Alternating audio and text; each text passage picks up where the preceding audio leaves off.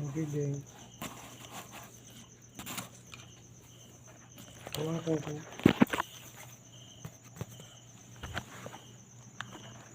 Dito ako sa baba, sa pula, no? Thank you.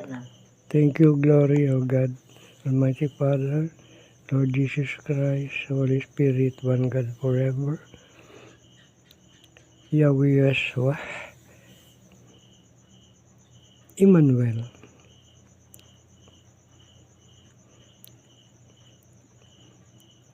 El Shaddai, Elohim, Adonai, Holy Spirit, one God forever. Nabi Isa Al-Masih. Glory to you, O God. Thank you very much for giving me a few minutes ago the divine wisdom direct from thee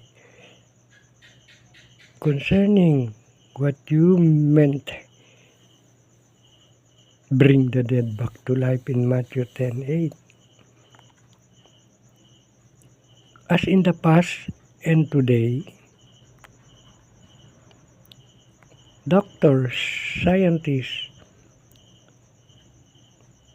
have developed processes that determine when a person is still alive or already dead. Usually, as previously practiced, when a person no longer breathes, he is dead. He does not move. He is cold. In your book, the Holy Bible, O dearest God, the first recorded medical scientific process of bringing the dead back to life, a simple English statement, is also revival. And it was performed by Prophet Elijah over the boy, the son of the widow from Shunem, who provided a boarding house room every time Prophet Elijah passes by.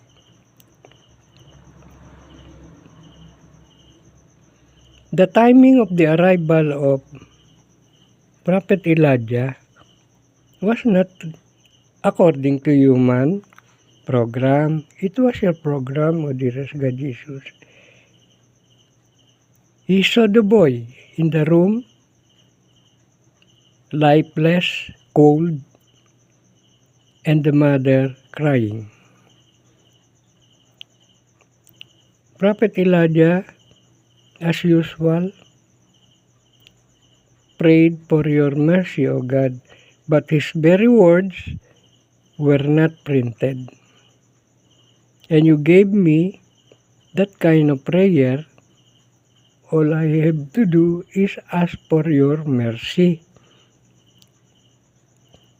Ask, and you shall receive, and you granted it, O dearest God. Prophet Elijah also knew your name, Yahweh, Yeshua.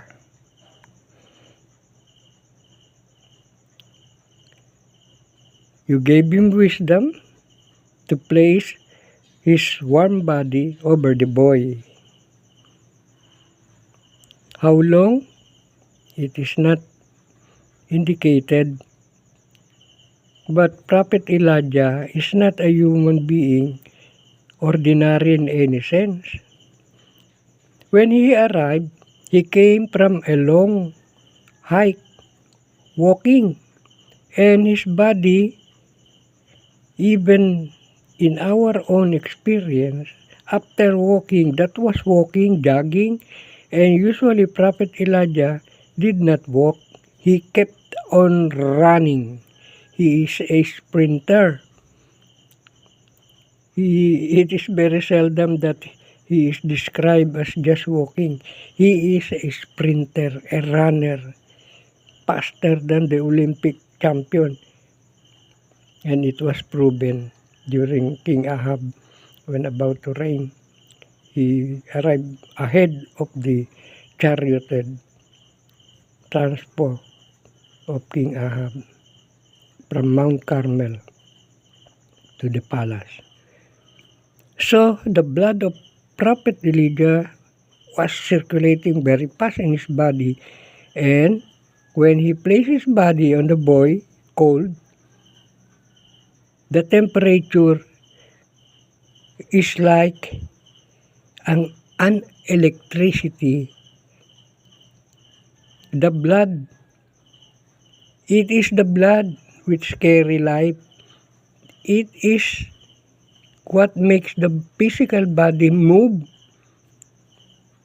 The breathing, of course, became very low, but the spirit of life was still there. The cold blood was heated by the very hot body of Prophet Elijah. The boy woke up, and the coordination of his body was indicated by the 7 times he sneezing.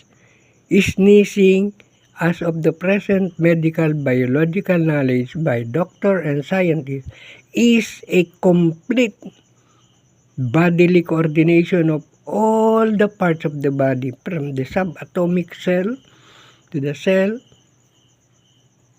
tissue, to the organ system, the whole body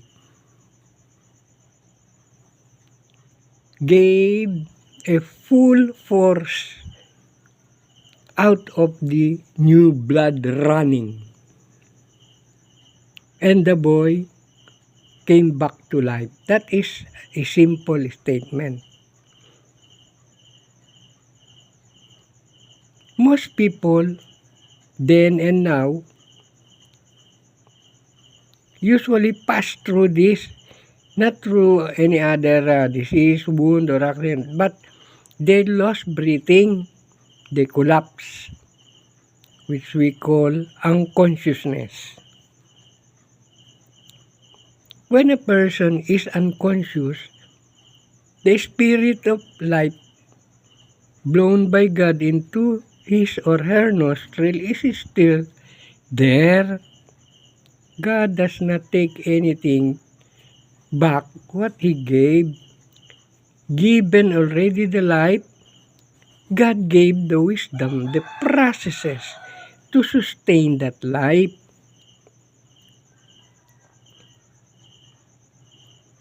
Most people today and coming collapse because of high blood pressure.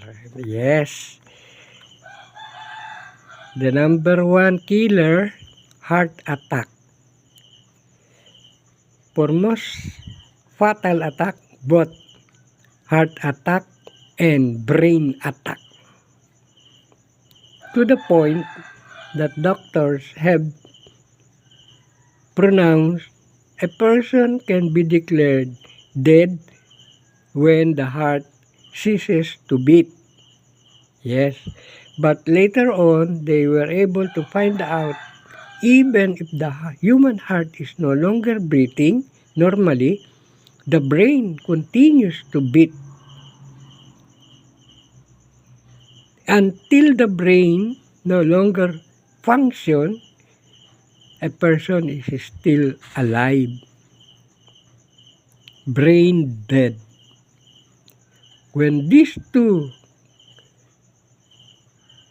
indicators of life are no longer readable by any man-made, present-made device, a person is pronounced clinically dead. And usually this happens in the ICU, intensive care unit. All the appurtenances, the apparatuses are applied to revive. And usually, as we can see, Even in the movies, in the movie of Doctor Strange, 2 clamps, circular metallic electric shocker with enough electrical force applied on the chest, because it is the heart which the doctor have studied responsible as a pumping station, and they trace it because of heart failure. The blood can no longer circulate normally, and that is why they led to the device application of that clamp and connected it to the ECG. Electrically, they can read the response of the body. The ECG have indicators going up, going down, going up, going down, still indicating that the person is alive because of the heart function.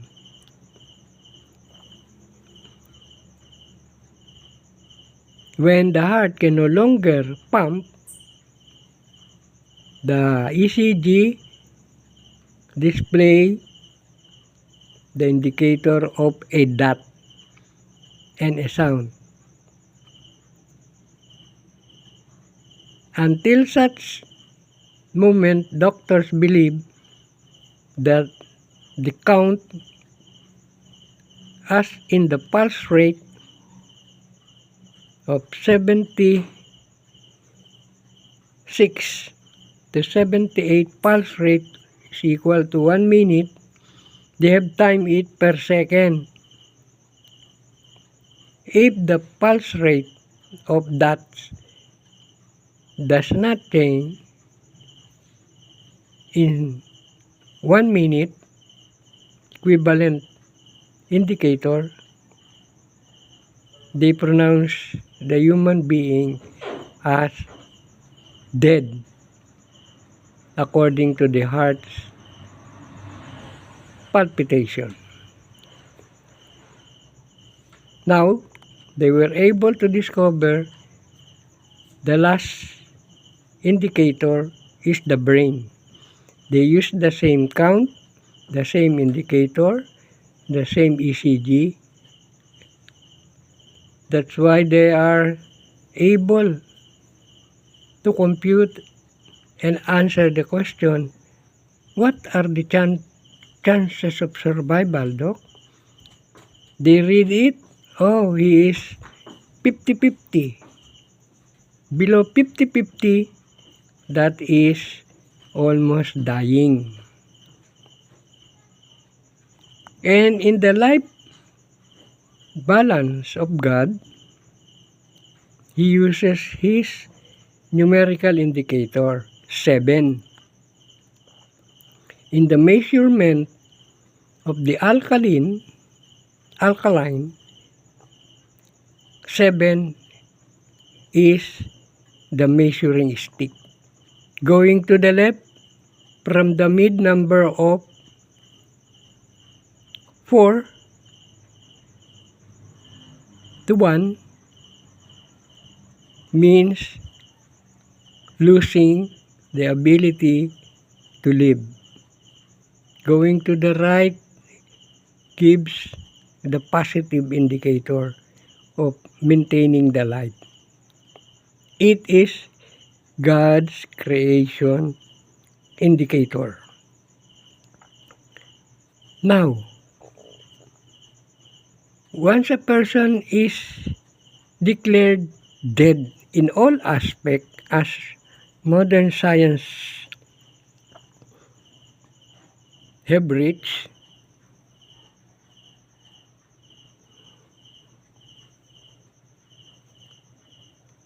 they abandon the body. They prepare it and place it in the freezer, making ready for the embalming process, which was the old practice in Egypt. embalming, preserving, so that it will not decompose rapidly. The human body, as created by God, decompose rapidly once it can no longer function through the blood circulatory system. There, human beings are no longer called human beings, but a single person is called a corpse. They are in funeral homes, frozen.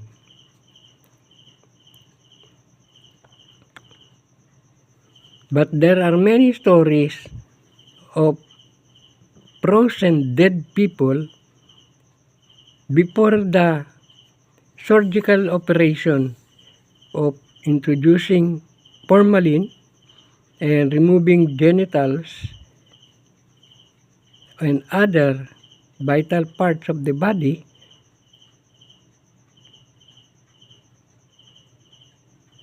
A person regains consciousness. He temporarily only collapses. And that is what Prophet Elijah brought to life in the case of the boy. Now, bring the dead back to life. Those who collapse and pronounced dead because of sudden heart attack, brain attack, thank you very much, Glory, Hallelujah. You have provided me the method. I was still exploring in my mind the knowledge already in my brain, in the archives. Then I was about to proceed with the step 1. You told me, not that way, this way. Construct a tube enough for the body. Insert the body, the whole body, dead body. But that tube must be made of stainless material like the quantum plus, full of scalar energy. And if possible, have a Kirlian machine to photograph the energy still in the body. It will be a futuristic setup. The fact remains that the dead body can be brought back to life without any physical injury or whatever disturbance in any system by cut or wound. We have experimented and demonstrated that dead goldfish in an aquarium can be brought back to life by placing a quantum pendant, and after a few seconds, the dead goldfish is revived. So we never remove again for a long time the quantum pendant, and none of the aquarium pieces died. So the power, scalar energy is there. And you taught me just this morning, oh God, use a tube big enough for the body, made of stainless, energized with scalar energy. This is the point that I will stop and continue rapidly studying and talking with my friends and proceed as instructed by thee, O God, Almighty Father in heaven, Lord and Master Jesus Christ, Holy Spirit, one God forever, always, until here now. And incidentally, a reminder, a circumstance happened in my frantic effort not to urinate on my pajama. I met an error in another experiment necessary. Until here now, according to my scientific partner. Thank you.